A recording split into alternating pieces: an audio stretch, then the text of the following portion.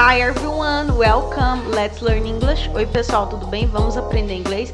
A aula de hoje vai ser uma aulinha de gramática. A gente vai aprender os outros 5 modal verbs mais usados no inglês. Essa é a parte 2 do vídeo. Então já vai deixando seu gostei pra mim, se inscreve no canal, ativa o sininho para novas notificações e vamos começar.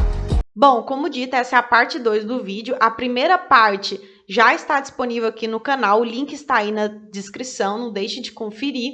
E na primeira parte do vídeo, que eu ensino o que são modal verbs, o modal verb can, could, must, may e might. E essa é a parte 2 do vídeo, aonde eu vou ensinar outros 5 modal verbs mais usados também no inglês. Então, se você ainda não assistiu a primeira parte, assiste lá e assiste essa aqui também. Então, vamos lá. Na primeira parte do vídeo, eu expliquei com detalhes o que são modal verbs. Aqui eu só vou dar uma recapitulada, mas bem rapidinho. Então, se você quer aprender mais detalhado, vai lá na primeira parte. Então, o que são modal verbs? Os modal verbs são palavras que acompanham os verbos principais, podendo mudar ou complementar o seu sentido. Os modal verbs servem para transmitir certeza, possibilidade, obrigação, conselho, habilidade ou necessidade em uma frase. E os modal verbs não sofrem conjugação verbal, ou seja, eles possuem a mesma forma quando usados com qualquer pessoa, sendo elas I, you, he, she, it, we, you e they. Então, como dito, eu explico essa partezinha um pouquinho melhor na primeira aula. Vamos seguir.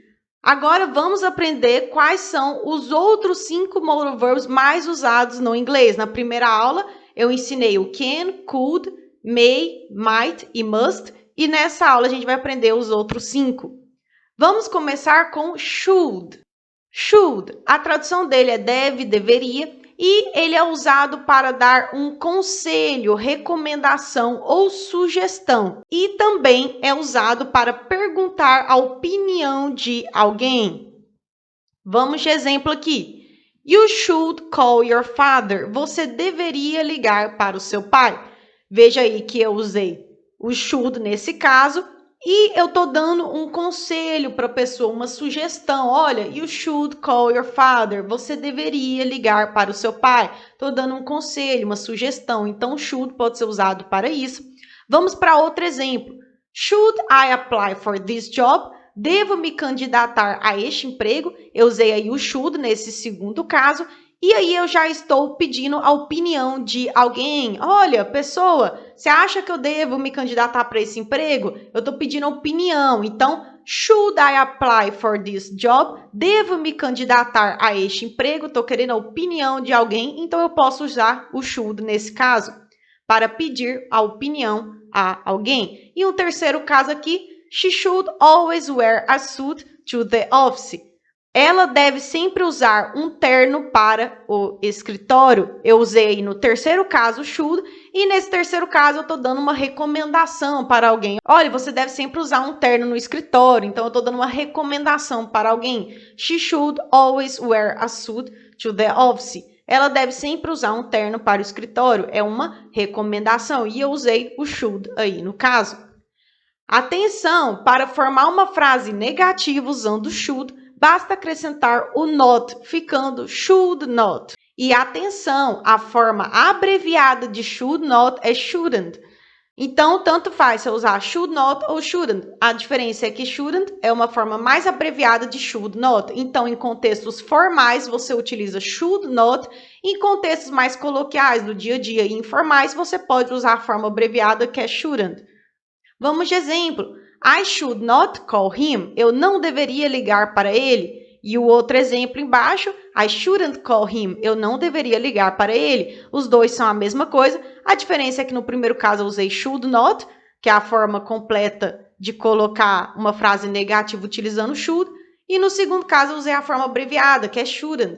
Mas é a mesma coisa os dois casos. I should not call him ou I shouldn't call him. Eu não deveria ligar para ele. Atenção, para formar uma frase interrogativa usando should, basta colocar o should na frente do sujeito. Como nesse caso aqui, should I visit Jane? Devo visitar a Jane? Olha aí, estou pedindo uma opinião nesse caso. Olha, você acha que eu devo visitar a Jane? Should I visit Jane? Devo visitar Jane? E eu estou fazendo uma pergunta aí, né? Uma frase interrogativa. Então, primeiro apareceu o should, que é o verbo modal, e ele veio na frente do sujeito I, que quer dizer eu.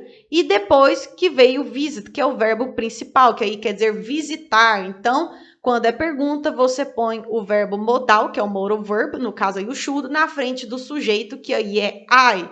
Should I visit Jane? Devo visitar Jane? Atenção, a diferença entre should e must é que should é mais suave e leve, enquanto que must passa mais o ar de dever e obrigação. Para quem viu a primeira aulinha lá onde eu expliquei must, o must ele é meio parecido com o should, né? Se você for reparar, só que a diferença é que should ele tem um tom mais leve e suave e o must ele já passa mais aquele ar de dever e obrigação. Vamos de exemplo aqui, nesse caso. You should do your homework. Você deveria fazer sua lição de casa. Eu estou dando o quê? Uma recomendação, um conselho, uma sugestão para alguém. Olha, você deveria fazer sua lição de casa. You should do your homework. E se fosse com must, como que ficaria a frase? You must do your homework. Você deve fazer sua lição de casa. Percebeu aí a diferença? No primeiro caso eu usei o should e no segundo caso eu usei o must. A diferença é que o should tem um tom mais leve e suave, ou seja, é mais uma recomendação, um conselho, uma sugestão. E o should do your homework, você deveria fazer sua lição de casa. E no segundo caso, com must, ele tem um tom mais de obrigação e dever. Olha, you must do your homework. Você deve fazer sua lição de casa. Então, a diferença entre should e must é essa. É que should ele é mais leve, mais suave, tem um ar mais de recomendação, sugestão, conselho. E o must já é um ar mais de obrigação e dever. Você deve fazer sua lição de casa.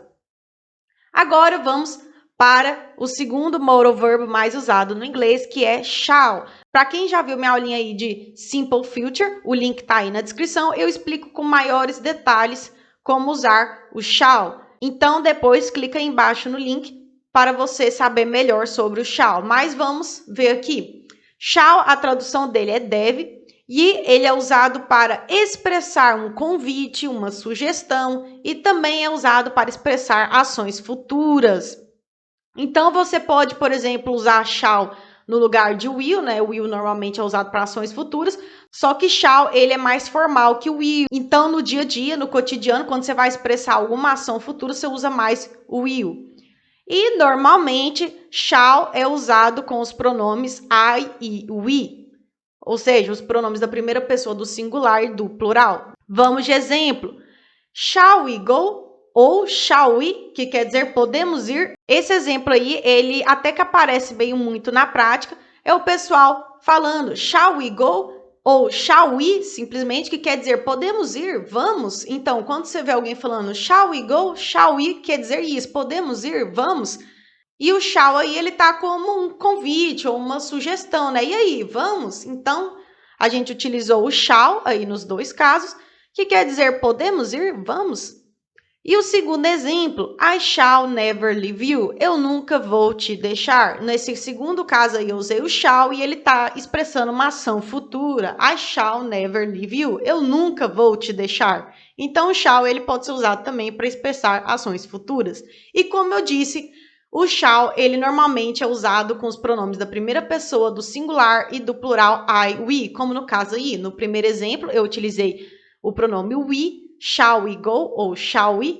E no segundo eu usei o I shall never leave you. Eu nunca vou te deixar, porque normalmente quando você utiliza o shall, você vai usar com os pronomes I e we. Atenção, para formar uma frase negativa usando o shall, basta colocar o not, ficando shall not. E atenção, a forma abreviada de shall not é shan't. Então vamos de exemplo. I shall not be able to come here tonight. Não poderei vir aqui esta noite. Ou seja, está expressando uma ação futura aí no caso.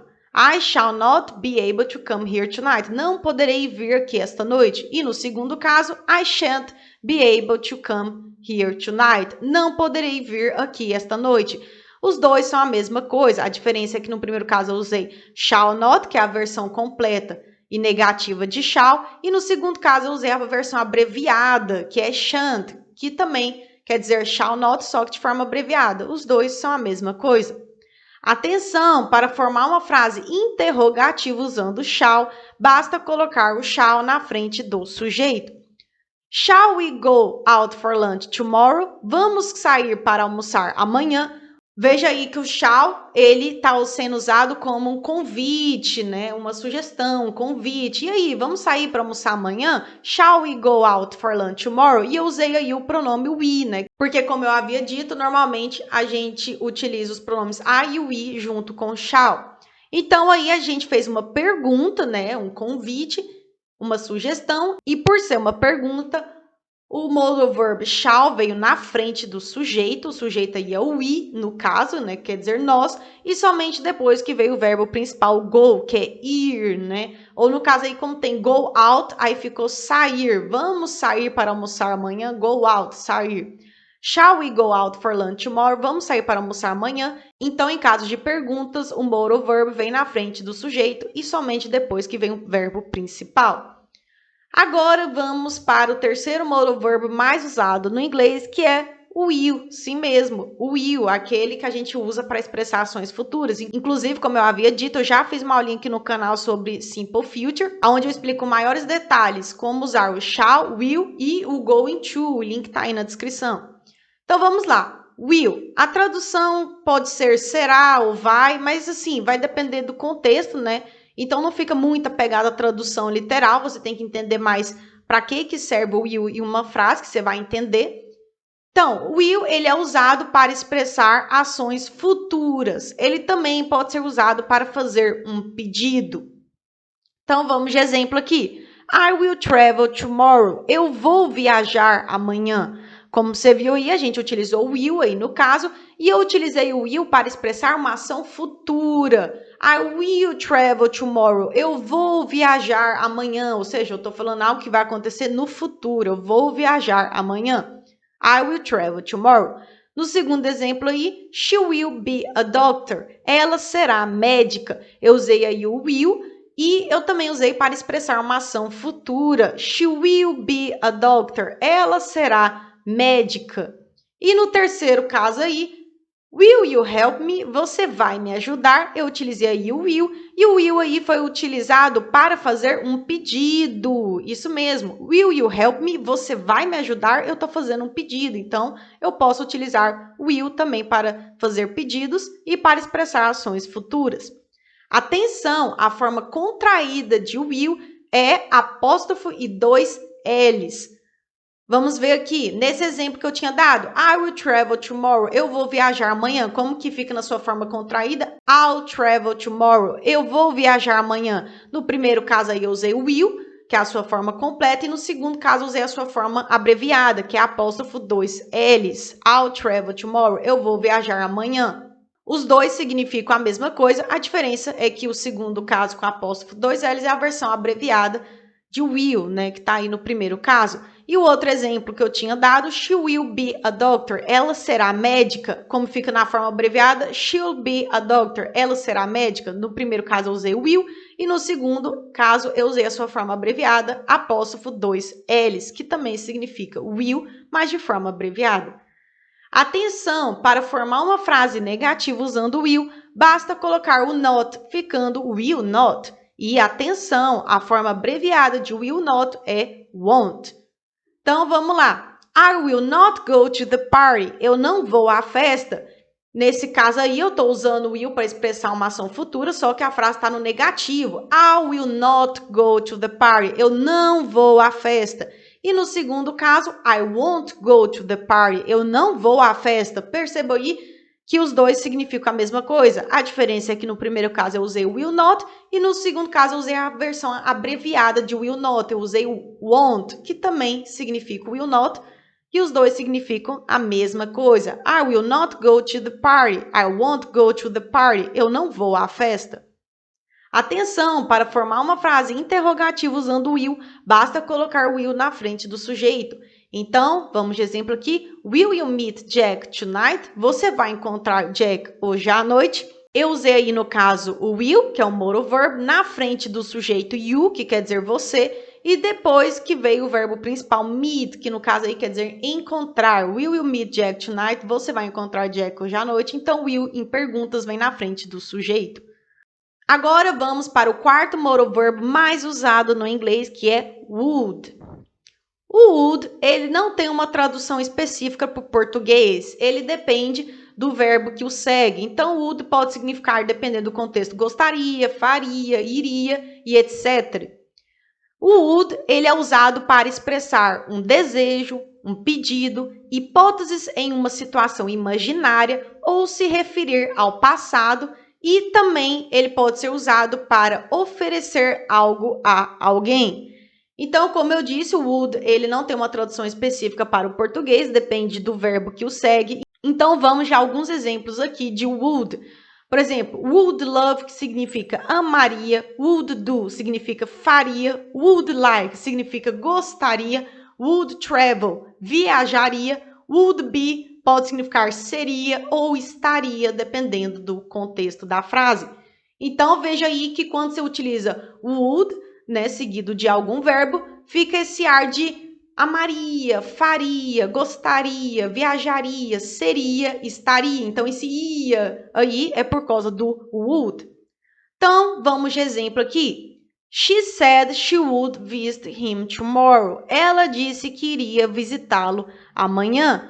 Veja aí que eu utilizei o would, seguido do visit, né, que é o verbo visitar. Então, would visit, que pode significar iria visitá-lo ou visitaria ele, tanto faz. She said she would visit him tomorrow. Ela disse que iria visitá-lo amanhã, ou ela disse que visitaria ele amanhã, tanto faz a tradução. E olha que interessante aí, nesse caso, o would ele foi usado para se referir ao tempo futuro do ponto de vista do passado. She said, ela disse, ou seja, foi algo que ela me contou no passado. Ela disse que ela iria visitá-lo amanhã. Eu estou falando de algo que aconteceu no passado. Ela me disse, está no passado, que visitaria. Esse visitaria está no futuro, amanhã, ou seja, amanhã é o futuro. Então, eu posso usar o would para fazer referência a um tempo futuro, só que do ponto de vista do passado. She said she would visit him tomorrow. Ela disse, no passado, que iria visitá-lo amanhã, algo que irá acontecer no futuro. Outro exemplo usando would. I asked him to do the job and he said he would. Pedi a ele para fazer o trabalho e ele disse que faria. Nesse segundo caso aí eu usei would e eu estou fazendo aí nesse segundo caso uma referência ao passado, uma intenção que ocorreu lá no passado. I asked him to do the job and he said he would. Pedi a ele para fazer o trabalho e ele disse que faria. Ou seja, eu estou fazendo aí no caso uma referência ao passado. Outros exemplos. I would like to have a coffee, please. Eu gostaria de tomar um café, por favor. No caso aí, eu usei would, seguindo do like, né? Então, would like ficou gostaria. I would like to have a coffee, please. Nesse caso aí, eu estou mostrando um desejo, né? Um pedido. Olha, eu gostaria de tomar uma xícara de café. Então, eu estou demonstrando um desejo, um pedido. Então, I would like to have a coffee, please. Eu gostaria de tomar um café, por favor. E o outro caso aí, would you mind lend me your book? Você se importaria de me emprestar seu livro? Nesse segundo caso aí, eu utilizei o would para fazer um pedido. Would you mind lending me your book? Você se importaria de me emprestar seu livro? Então, eu usei aí o would para fazer um pedido. Would you mind? Você se importaria? Lend me your book, de me emprestar seu livro. E no terceiro caso aí, I would hate to miss his wedding. Eu odiaria perder o casamento dele. Eu usei aí o would, seguido do hate, né? Que quer dizer odiar. I would hate, eu odiaria. E nesse último caso aí, eu utilizei o would como uma hipótese em uma situação imaginária. I would hate to miss his wedding. Eu odiaria perder o casamento dele. Veja aí que isso não aconteceu. É uma hipótese que eu estou imaginando. Uma hipótese em uma situação imaginária. Nossa, eu odiaria perder o casamento dele. Isso não ocorreu, mas eu estou imaginando como se pudesse acontecer algo assim, é uma hipótese imaginária. I would hate to miss his wedding. Eu odiaria perder o casamento dele. Então, o would também pode ser usado para fazer uma hipótese imaginária. Atenção, a forma contraída de would é apóstrofo D. Então, nesse caso aí, I would like to have a coffee, please. Eu gostaria de tomar um café, por favor. Como que fica a forma abreviada desse caso? I would like to have a coffee, please. Eu gostaria de tomar um café, por favor. Os dois significam a mesma coisa, a diferença é que no primeiro caso eu usei would, em sua forma completa, e no segundo caso eu usei apóstrofo D, que quer dizer would também, só que na sua forma abreviada. I would like to have a coffee, please. I would like to have a coffee, please. Eu gostaria de tomar um café, por favor. Atenção, para formar uma frase negativa usando o would, basta colocar o not, ficando would not.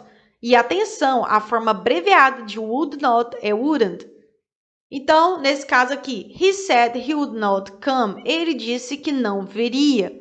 Estou fazendo aí uma referência ao passado. He said he would not come. Ele disse que não viria. E no segundo caso aí, he said he wouldn't come. Ele disse que não viria. Perceba aí que a frase está no negativo, os dois significam a mesma coisa. A diferença é que no primeiro caso eu usei would not, que é a versão completa, e no segundo caso eu usei wouldn't, que é a versão abreviada de would not, mas os dois significam a mesma coisa. Atenção, para formar uma frase interrogativa usando would, basta colocar o would na frente do sujeito. Would you like some tea? Você gostaria de um pouco de chá? Veja que nesse caso aí, eu estou oferecendo algo a alguém e eu utilizei o would aí. Would you like some tea? Você gostaria de um pouco de chá? Está oferecendo algo a alguém. Então, eu usei o would aí no caso e como é uma pergunta, o would veio na frente do sujeito you, que quer dizer você, e somente depois que veio o verbo principal, like, que é gostar. Então, would you like some tea? Você gostaria de um pouco de chá? Estou oferecendo algo a alguém. E o would veio na frente do sujeito aí porque é uma pergunta.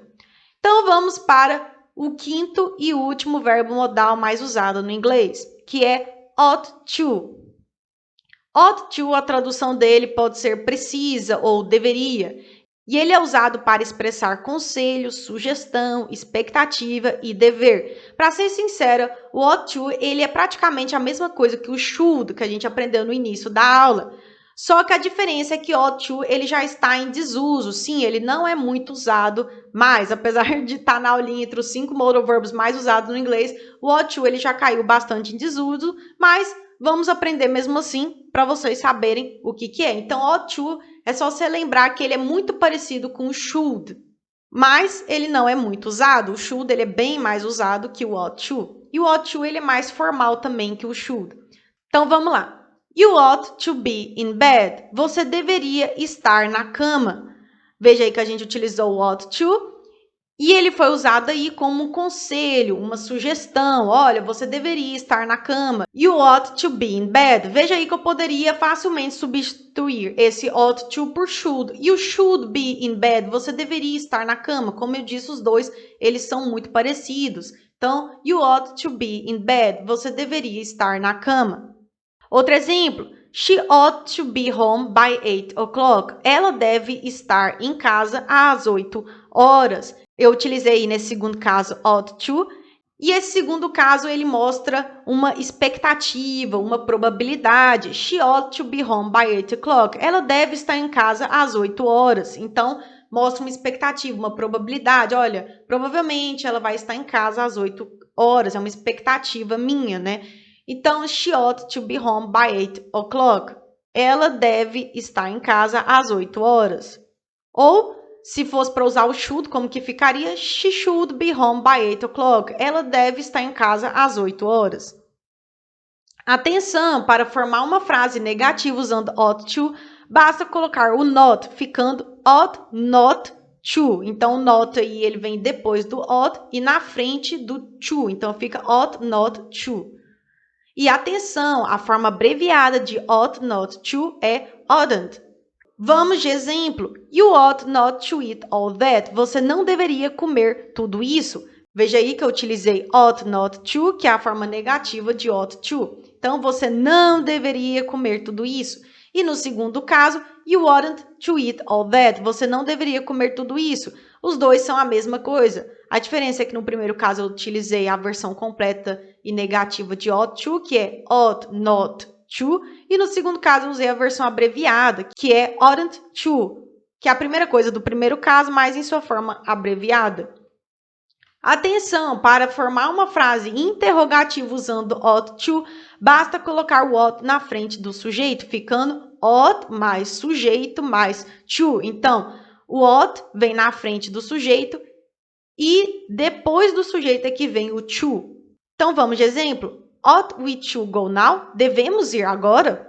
Então, no caso aí, eu estou dando, né, uma sugestão. E aí, devemos ir agora? Então, ought we to go now? E como é uma pergunta, o ought veio na frente do sujeito we, que quer dizer nós. Aí depois veio o to, depois do sujeito. E somente depois que veio o verbo principal go, que quer dizer ir. Ought we to go now? Devemos ir agora? Então é isso, pessoal, a gente encerrou aqui a aulinha de modal verbs e no total, juntando com a parte 1, a gente viu os 10 modal verbs mais usados no inglês. Se você gostou do vídeo, não esquece de deixar o gostei pra mim, comentar o que você achou, compartilhar o vídeo, se inscrever no canal, ativar o sininho para novas notificações e muito obrigada por assistir. Thanks for watching. Bye bye. Tchau, tchau.